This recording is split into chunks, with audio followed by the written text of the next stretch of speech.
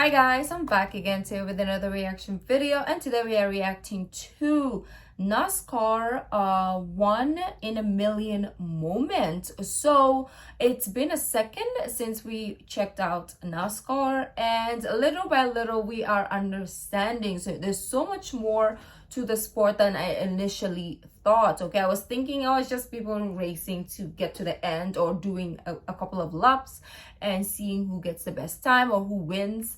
But there's a lot of background, like they actually can't see most of the time, the drivers, so they have to like rely on the information or the how do you say this, the instructions that is being said to them.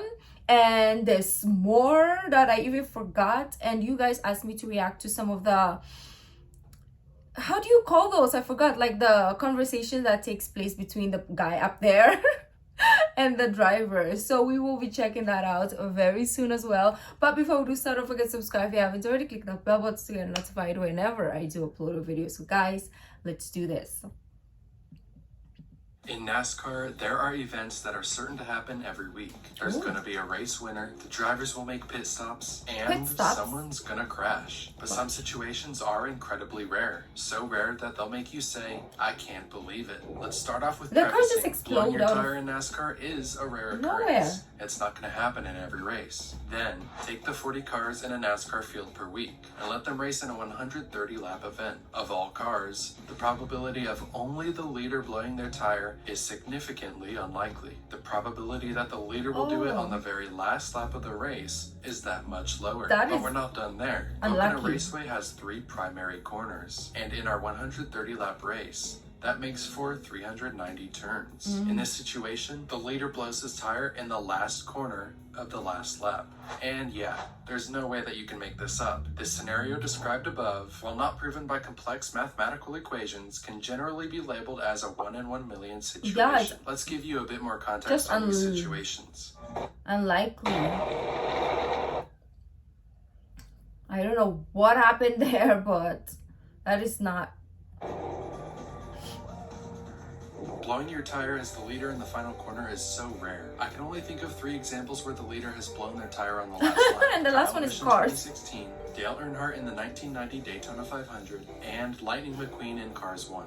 I think the Cars movie was trying to teach us that if you're second in a race, don't give up, because running your fastest could make all the difference in catching the leader when they have a problem. Even though Alex Bowman got past with a handful of laps left, he stayed in it and got to capitalize on Larson's misfortune. It seems like there may be a curse on NASCAR drivers who are about to win 4 races in a row, because Larson suffered from a flat tire. Only 8 before him. He's got a flat tire to the left front tire. Oh, that's so. Kyle Larson in the wall. Kyle Busch ran out of fuel on the last lap, and when Logano was about to do it, this happened. Cleared by Logano, maybe no.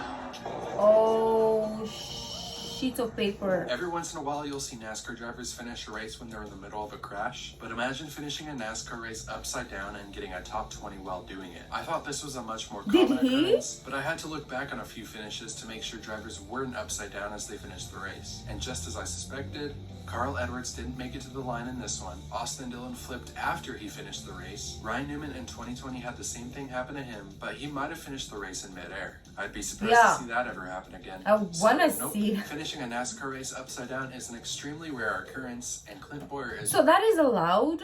So for example, I'm like, this is the lane, like this is the end, right? And I'm going and then I flip. Is that allowed? Or I go through the finish line upside down? I guess it is, because he just said it, right? That is crazy. It's really the only obvious example.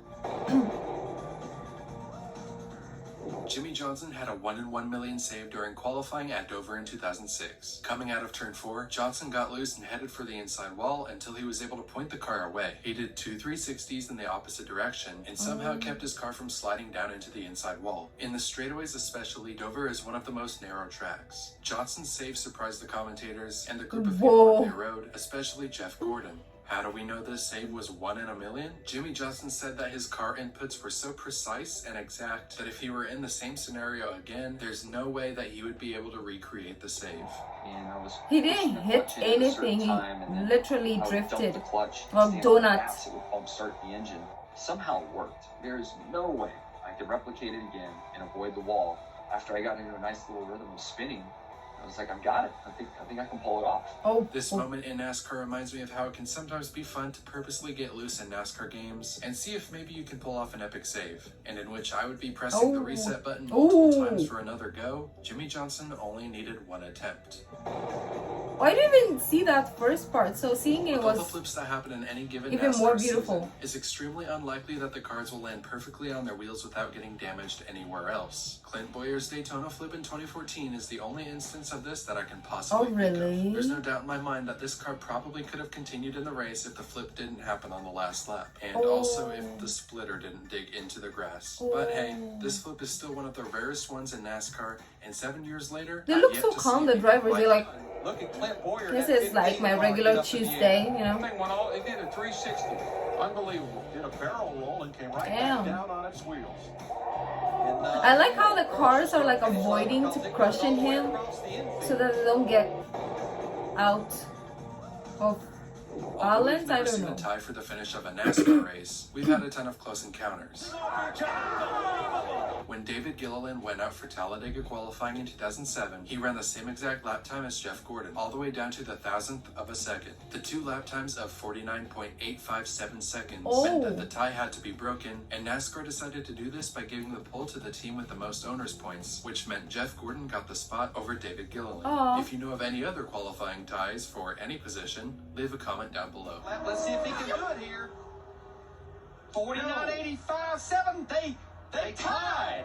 They talk. Jeff Gordon, David Gilliland, 49.857. Identical laps. Well, to the thousandth of a second in Alabama. They tied.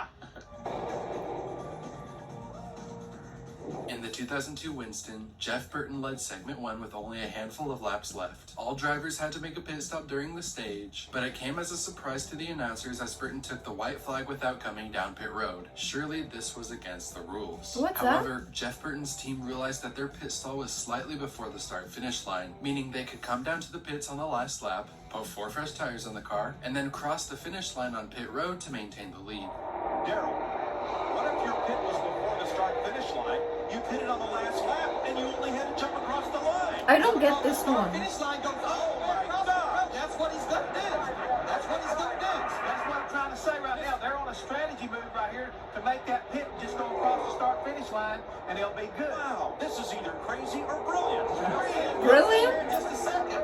This effectively allowed him to skip the amount of time he would have lost by traveling the full distance of pit road at the speed limit. At first glance, this just looks like a 200 IQ move. But it was also unfair because everyone with a pit stall past the start-finish line could not take advantage of this loophole in the system. This is likely why Because the pits are like different places. They are placed differently, I think.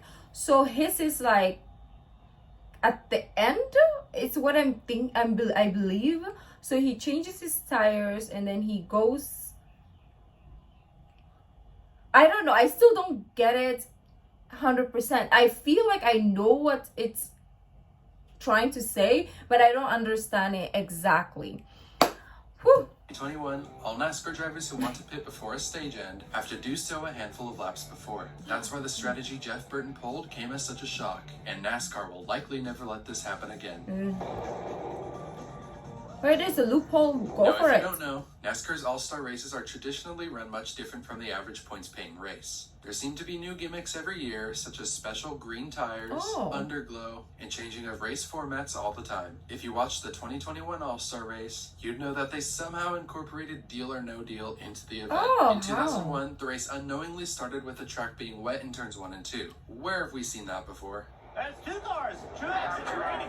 Raining in turn 1. It all of a sudden started raining. All of a sudden just started raining really quickly in turn 1. But since it's the All-Star race, NASCAR decided to let everyone who crashed go to a backup car just to give them a fair shot. One of the cars involved was the famous number 24 of Jeff Gordon. I've seen this a lot. Spoiler alert, he won with that backup car. Based on how strict NASCAR is with not letting anyone use their backup cars once a race has started, or not even letting them repair the cars under a red flag when the damage wasn't their fault, it's very likely that NASCAR will never allow this again, unless it's the All-Star race and rain comes into play within the opening laps. They have a lot of be asking for subs because, to be honest, I just appreciate that you guys are watching till the end of the video. Maybe just drop a like and we'll see if we can get to 5,000.